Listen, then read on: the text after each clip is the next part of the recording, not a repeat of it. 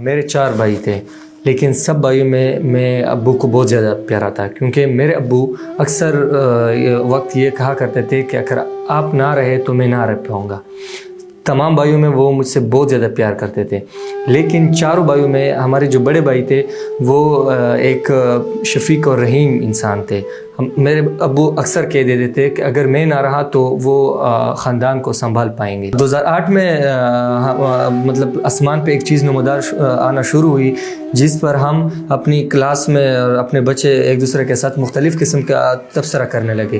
کہا جانے لگا کہ کوئی ایسی چیز ہے جو تصویریں وغیرہ کھینچتی ہے، لیکن بعد میں یہ ہوا کہ لوگوں کو معلوم ہوا اور ہم نے دیکھا کہ وہ تو مطلب ایک ڈرون ہے جو کہ اٹیکس کرتی ہیں، بم گراتی ہیں مختلف آبادیوں اور ان کو ٹارگٹ کرتی ہیں، اور اس کو دیکھ کر لوگ اکثر اور ہم بھاگ کر چھپ جاتے۔ جب ہی وہ آواز آنا شروع ہو جاتی تو ہم بھاگ جاتے کہ کہیں ایسا نہ ہو کہ وہ ہمیں ٹارگٹ کر اور ہم پر وہ بم بارود گرائیں۔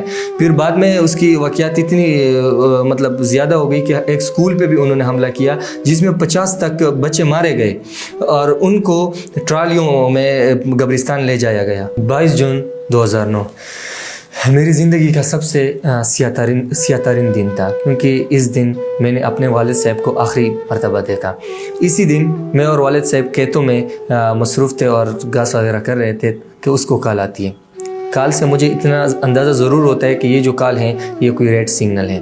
اسی دوران وہ جانے لگتے ہیں، لیکن 2-3 قدم لے کر وہ واپس آتے ہیں اور وہ مجھے گلے سے لگا کر میرے ماتھے کو چومتے ہیں اور اس کے بعد وہ جانے لگتے ہیں۔ مجھے کیا پتہ تھا کہ یہ اور میری اس کی آخری ملاقات۔ تو اس کے بعد جنازے پہ جاتے ہیں اور جنازے پر جا کر اس پہ ایک حملہ ہوتا ہے۔ اس حملے کے بعد فوراً ایک دوسرا حملہ ہوتے ہیں۔ تو اسی جنازے کو میرے ماموں بھی جا رہے تھے، لیکن ہوا یہ کہ میرے ماموں کچھ منٹ کے لیے 15-10 منٹ کے لیٹ ہو گئے۔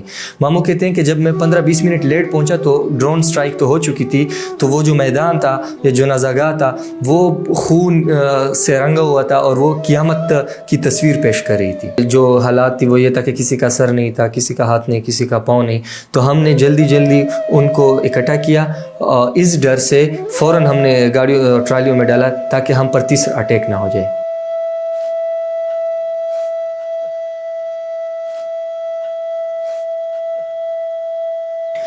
سب کو دفنانا بہت زیادہ مشکل تھا، کیونکہ ایک تو حالات ایسے تھے کہ اوپر بھی ڈرون اٹیک اور جو طیارہ تھی وہ گھوم رہی تھی۔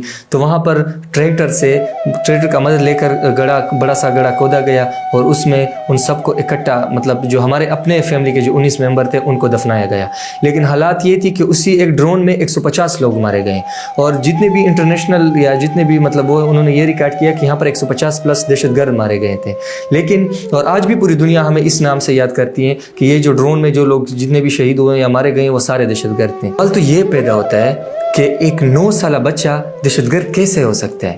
یہ پوری دنیا کیا مطلب اتنی بیوقوف ہے کہ وہ ایک 9 سالے بچے کو بھی دہشت گرد تصور کرتی ہے؟